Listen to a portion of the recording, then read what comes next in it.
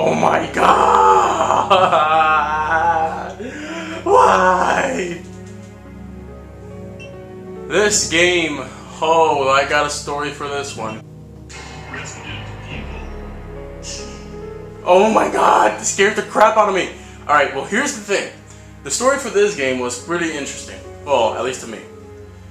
My father comes home one day. He used to rent random games. I'm sure many people's fathers or mothers did. Rent random games, and they would just, just look at the cover and be like, oh, this looks pretty good. I'll bring it home to my son. Oh my god. That face that was there just now just gives me the fucking chills. But anyways, going back to the story. One night, on probably Saturday night or something, I don't know, it was the weekend because I couldn't play games during the week, he brought this game home. Resident Evil 2. It had an M rating on it. We had no clue what the hell it was about. So, we just tried out the game just to see what was up with it, and oh boy. Had no clue what the hell was going on in this cutscene. We had no previous knowledge of the Resident Evil series at this time, and this was our first Resident Evil game. We had no clue the series even existed at the time. Oh my god, zombies! Why are they bleeding? Oh god, it was a fucking freak out. It was pretty nasty. At the time I was confused when I was younger, but Jesus, what the hell was going on here? Oh my god! Ah! Ah! Why is there a zombie in the back? Ah! Stop! Loser.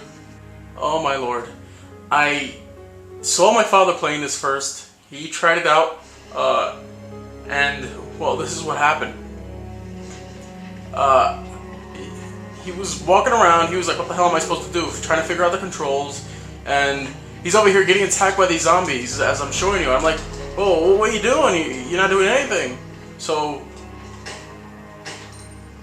you try shooting them, and that was working fine, yeah, but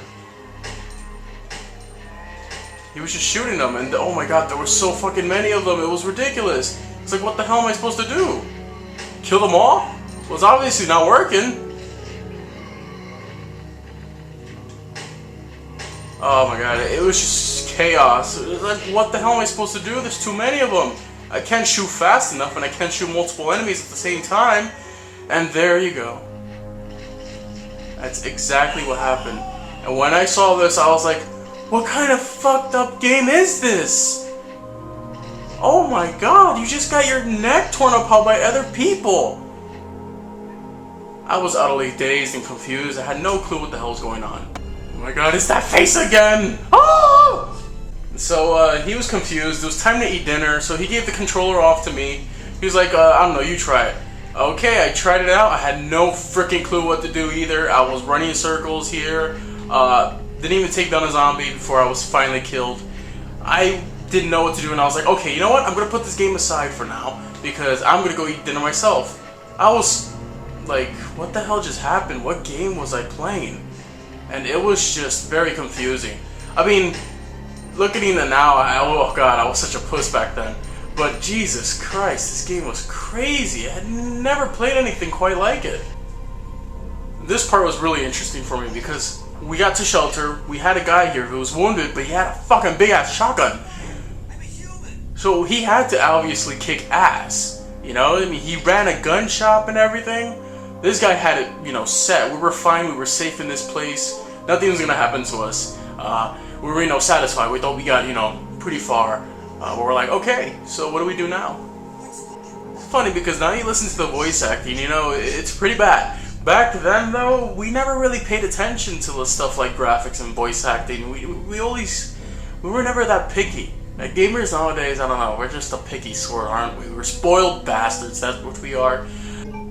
So if we needed ammo, this was the place to go. This gun shop had us, set. Oh my god! And then this shit happens! How the hell is a guy who runs a gun shop supposed to be killed by zombies? He has a fucking shotgun on him! Now we're really gonna die! This is everything that was running through my mind at the time, and I was so confused. I didn't know what to do. It was so creepy, all these zombies. And oh my god, are they seriously coming to me now? No way. We are going to die. Why are these guys just slamming against the gate for? Piss off, buzzer. Anyway. Oh my god! one thing that the Resident Evil games did really well, and that was the backgrounds. I always loved how realistic the backgrounds looked. You better buy me dinner first, bitch, before you start spitting on me like that. That sound effect right there just makes me quiver. Okay, so we made it to the courtyard. I was safe for now. That was a metal gate. There's no way those guys are getting through it.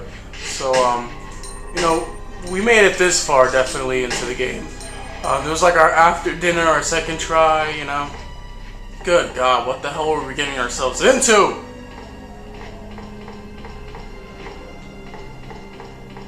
I gotta heal myself quickly or something's about to go down.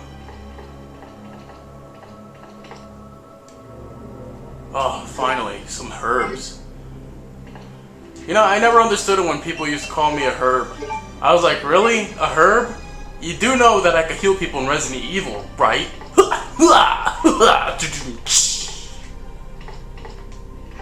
To this day, I still never understood the insult. I always took it as a compliment. Oh well, what can you do? Oh, and here's the Raccoon City Police Department. Jesus Christ, this place was scary. But the music was even better.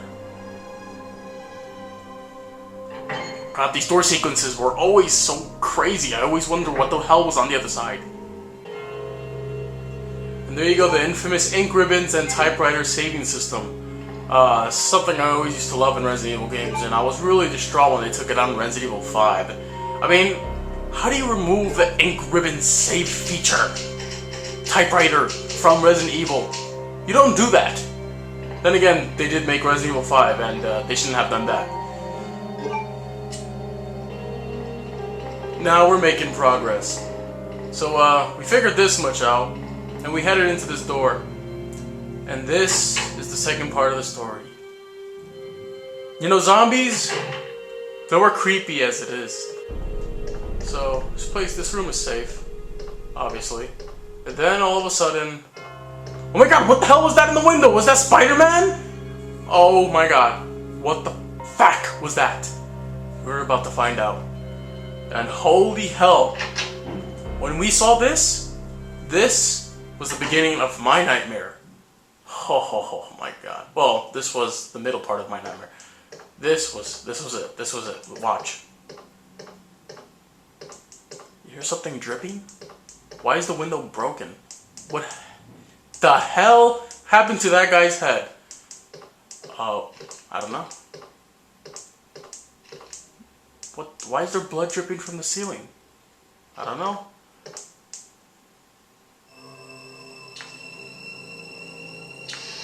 Oh my.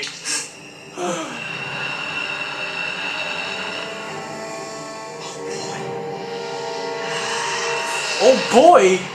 I would have been like, holy shit! Get the hell out of there! Oh my God! Oh my God. Shoot him! Shoot him! Die, you son of a bitch, whatever the fuck you are. Oh my God, it's using his tongue on me. So, in the true story, we died at this scene. The motherfucker pulled our head off and killed us.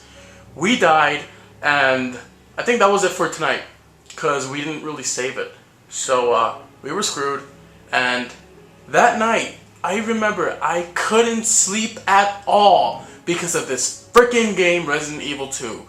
Why? Because it was so freaking creepy, and for some reason, I was looking around in my bed, I kept covering myself with my sheets, thinking that in the next room, the closet, a licker, one of these little bread guys that was hanging on the ceiling is gonna come out of my closet and just crawl into my room and attack the living daylights out of me. Yes, I had a bad feeling that motherfucker was gonna come into my room and kill me while I was sleeping. So you know what? I stayed up. I walked to my parents' bedroom. I was like, Mom, I can't sleep. I'm scared. She was like, why? I was like, I don't know. I didn't want to admit it was the game at the time because I wasn't that young, so I didn't want to look like a pussy. But the truth of the matter is, I was scared as hell. I even had to get my sister to comfort me that night. Oh my God, it was so terrible, and I just couldn't sleep at all. The next day, they knew it was the game. I wanted nothing to do with the game at that time, And my mother was like, okay, you know what, you guys can play the game, my father and my sister, just do it in another room, just don't play it around him. So they didn't play it around me. I could still kind of hear the zombie moaning in the background while they were playing it, and it was god awful creepy. And Jesus, I wanted nothing to do with the game anymore. So pretty much that was it. We never really interacted with the game ever since, but you know, it was weird. It was really a story to be told. It was creepy, it was scary. Something years later, Resident Evil 3 was announced and was coming out. I was still pretty scared of the series at that time, honestly, though. I was really unsure about it. I just didn't want anything to do with it at the time. But when I saw my cousins playing it once after my father rented it again, because he was a masochist, or he just wanted to mess with me. At the time, it didn't seem so bad anymore. My cousins were playing it like nothing. One of them was younger than me, so it made me feel even worse. So I was like, you know what? This series has a place in my heart. I'm gonna play this series. I'm not gonna act like a wussy anymore. I'm gonna play the series and I'm gonna enjoy it. And well, story goes is that I did. But again, story for another time. Thanks for watching this episode of Retrospective. Be looking forward to the next episode. Is going to be about what's it gonna be about? Super Mario 64 is gonna be the next episode for the. Oh my God! What's that? Die!